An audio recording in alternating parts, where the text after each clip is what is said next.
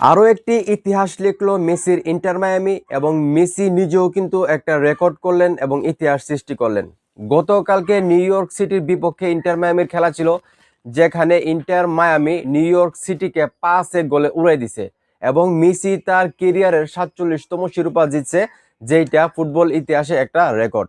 তো আমরা সবাই জানি মেজর লিগ সকারে কিন্তু ইস্টার্ন কনফারেন্সের ফাইনালে নিউ ইয়র্ক সিটির বিপক্ষে গতকালকে মেসির ইন্টার মায়ামি মাঠে নামে, যেখানে তারা 5টা গোল দেয় এবং একটা গোল হজম করে। এই ফাইনালটা জেতার কারণে কিন্তু ইন্টার মায়ামি নতুন একটা ইতিহাস সৃষ্টি করলো তাদের ক্লাবের হয়ে, এবং মেসি কিন্তু নিজের নামের জন্য আরেকটা ইতিহাস সৃষ্টি করলেন।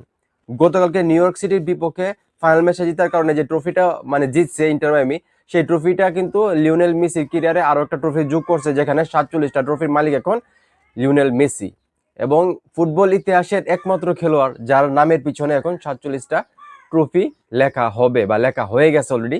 এর একটা ইতিহাস।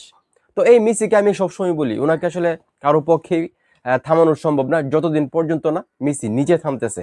এবং একটা ক্লাব, যে ক্লাবটাকে মানুষ চিনত না, সেই ক্লাবটাকে আজকে কোন পর্যায়ে নিয়ে গেছেন লিওনেল মেসি, সেটা আপনারা নিজেরাই জানেন, আমি আর কি বলবো।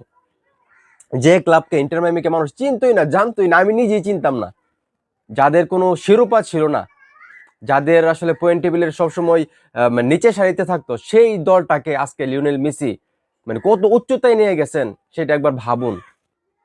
এই জন্যই আসলে মেসি সবার চাইতে আলাদা, এই জন্যই মেসি সবার চাইতে সেরা। এখন এই মুহূর্তে যারা আমার এই ভিডিও দেখতেছেন, এই যে মেসি তার ক্যারিয়ারে আরো একটি শিরোপা জিতলো, ইন্টার মায়ামি 5-1 গোলে নিউ ইয়র্ক সিটিকে উড়াই দিল, এই যে আরো একটা শিরোপা ইন্টার মায়ামির, এই বিষয়গুলোকে আসলে মেসি যদি ইন্টার মায়ামির হয়ে না খেলতো, এত পরিবর্তন, এত উন্নয়ন কি বা উন্নতি কি সম্ভব ছিল ইন্টার মায়ামির? সেটা অবশ্যই কমেন্ট করে জানাবেন, এবং মেসি ভক্ত হয়ে থাকলে অবশ্যই ভিডিওটা শেয়ার করবেন।